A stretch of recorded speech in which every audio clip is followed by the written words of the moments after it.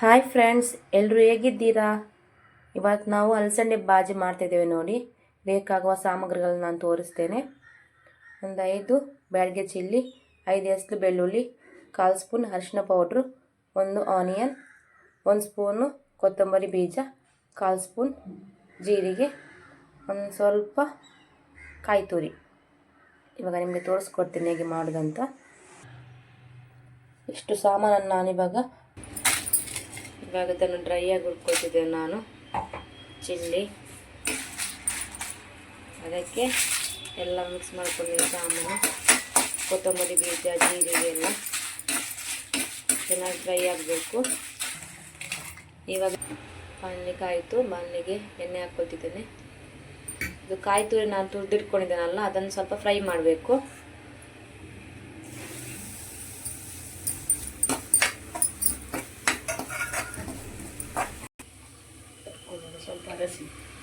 ಸ್ವಲ್ಪ ಅರಿಶಿನ ಒಟ್ಟು ಸೇರಿಸ್ಕೊಳ್ತಿದ್ದೇನೆ.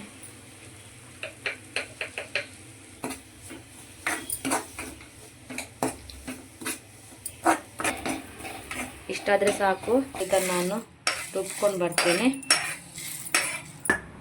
ಇವಾಗ ನಾನು ಅಲಸಂದೆಯನ್ನು ಬೇಯಲಿಕ್ಕೆ ಇಟ್ಟಿದ್ದೇನೆ.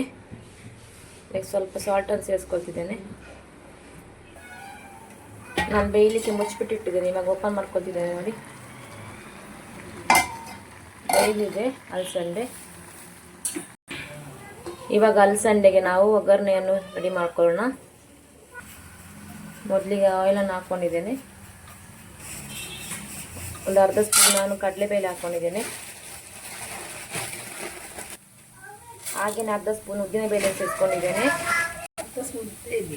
ಅರ್ಧ ಸ್ಪೂನ್ ನಾನು ಸಾಸಿವೆ ತಗೊಂಡಿದ್ದೇನೆ.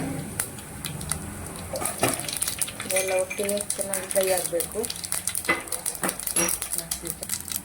ನೋಡಿ. ಸಾಸಿವೆ ಚಟಪಟಿ ಇದಾಗ್ತಾ ಇದೆ, ಸಿಗುತ್ತಾ ಇದೆ. ಅದಕ್ಕೆ ಇವಾಗ ನಾನು ಬೆಳ್ಳುಳ್ಳಿಯನ್ನು ಆ್ಯಡ್ ಮಾಡ್ಕೊಂಡಿದ್ದೇನೆ.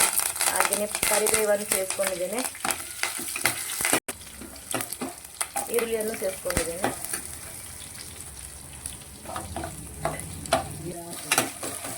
ನಾನು ಈರುಳ್ಳಿಯನ್ನು ರುಬ್ಕೊಳ್ಳುವಾಗ ಹಾಕಿಲ್ಲ, ನಾನು ಇದಕ್ಕೆ ಡೈರೆಕ್ಟಾಗಿ ಸೇರಿಸ್ಕೊಂಡಿದ್ದೇನೆ.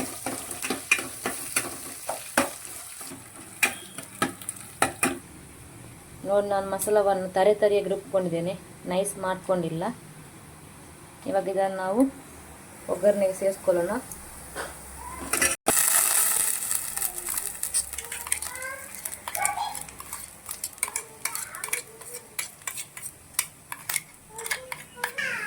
ಇದಕ್ಕೆ ಸ್ವಲ್ಪ ನೀರು ಬೇಕಾಗತ್ತೆ. ನಾನು ಬೇಯಿಸಿದ ನೀರನ್ನು ಇವಾಗ ಆ್ಯಡ್ ಮಾಡ್ಕೊಳ್ತಿದ್ದೇನೆ. ಅದರ ಬೇಯಿಸಿದ ನೀರಿದೆಲ್ಲ ಅಲಸಂದೆದು, ಅದನ್ನು ಮಿಕ್ಸಿ ಜಾರಿಗೆ ಹಾಕಿಬಿಟ್ಟು ಮಸಾಲೆ ಒಟ್ಟಿಗೆ ಇದು ಮಾಡ್ಕೊಳ್ಳೋಣ, ಸೇರಿಸ್ಕೊಳ್ಳೋಣ. ಇದೆಲ್ಲವನ್ನು ಮಿಕ್ಸ್ ಮಾಡ್ಕೊಳ್ಳೋಣ.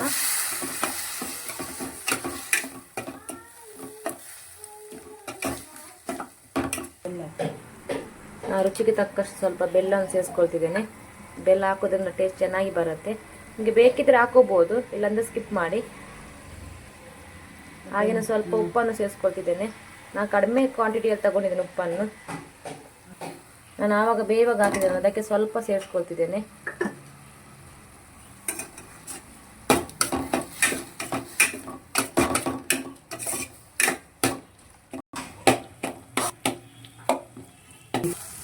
ನೋಡಿ ಫ್ರೆಂಡ್ಸ್, ಮಸಾಲೆ ಎಲ್ಲ ಇವಾಗ ಒಟ್ಟಿಗೆ ಫ್ರೈ ಆಗಿದೆ. ಇವಾಗ ನಾನು ಬಾಯ್ಲ್ ಮಾಡ್ಕೊಂಡಿದ್ದೇನಲ್ಲ ಅಲಸಂದೆಯನ್ನು ಸೇರಿಸ್ಕೊಳ್ತಿದ್ದೇನೆ ಇದಕ್ಕೆ.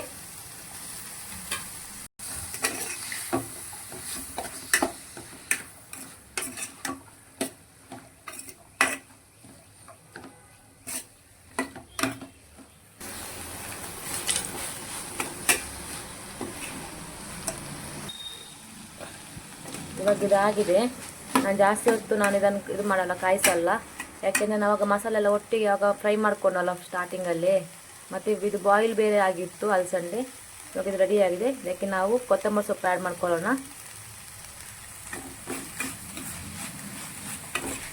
ಇದು ಚಪಾತಿ ಒಟ್ಟಿಗೆ ಸೂಪರ್ ಕಾಂಬಿನೇಷನ್. ನೀವು ಸ್ವಲ್ಪ ಟ್ರೈ ಮಾಡಿ ನೋಡಿ ಫ್ರೆಂಡ್ಸ್, ಚೆನ್ನಾಗಿರುತ್ತೆ.